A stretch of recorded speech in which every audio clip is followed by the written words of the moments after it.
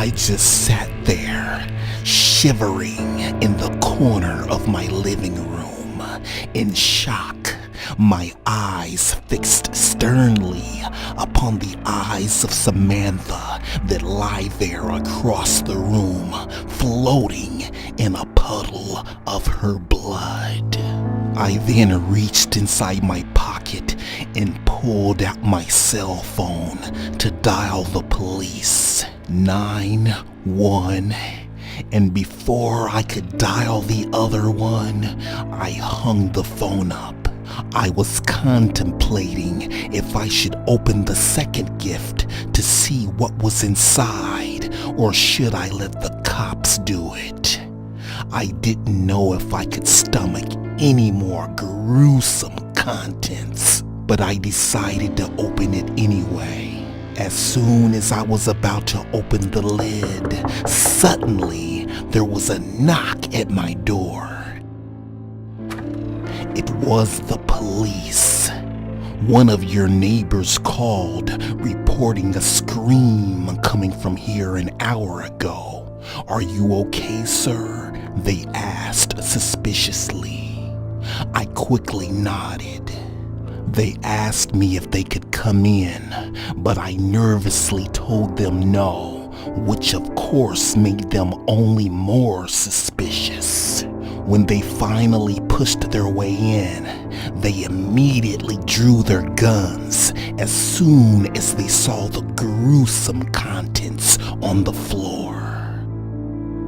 Fast forward an hour later, there I was, down at the police station, telling them the whole story. My Uncle James had arrived as well. He wasn't pissed at me that I didn't tell him the situation. He was only disappointed that I didn't confide in him.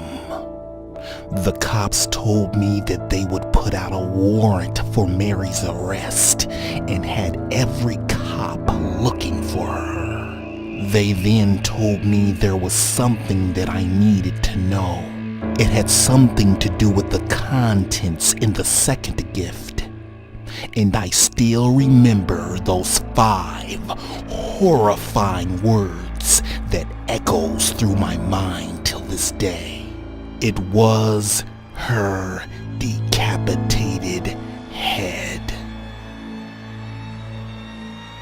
Before I knew it, everything went silent as darkness claimed the room.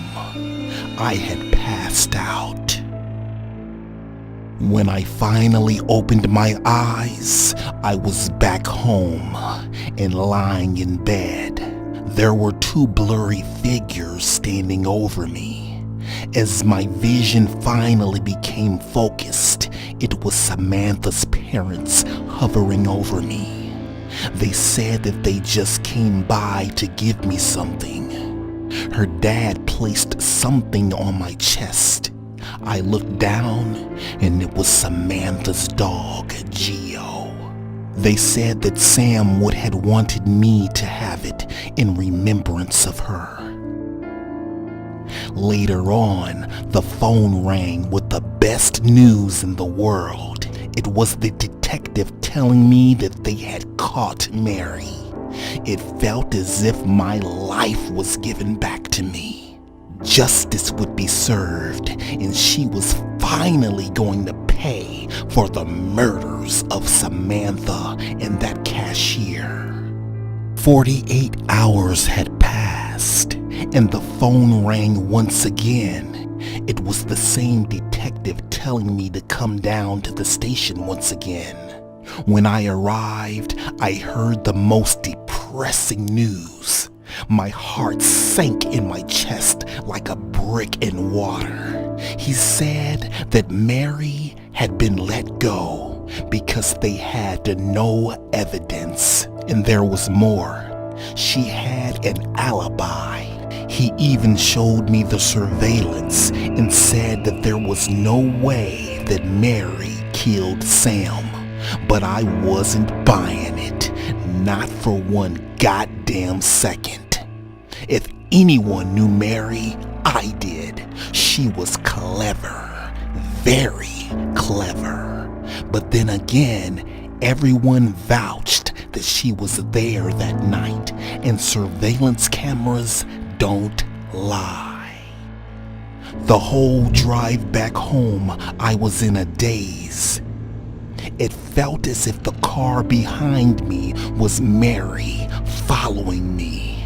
I could feel her dirty presence upon me again. I then quickly turned off the road onto another. Then the headlights finally went by. I felt relieved. But then I heard the car slamming on its brakes. It then backed up, turned down the road that I was on, and started speeding towards me. So I slammed my foot on the gas and got the hell out of there. Then the car started gaining speed on me. Then it hit the back of my bumper.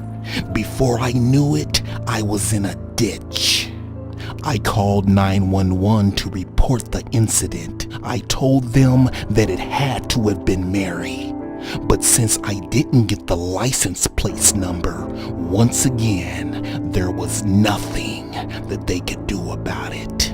When I finally arrived at home, there was more disturbing news. Someone had broken in, and the worst part was Samantha's dog Geo was dead.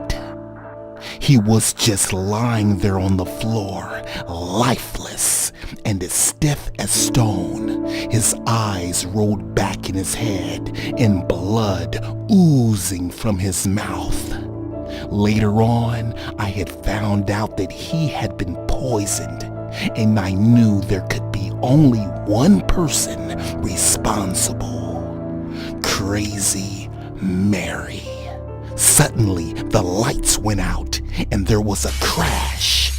Someone had thrown a rock through the window with a note attached to it.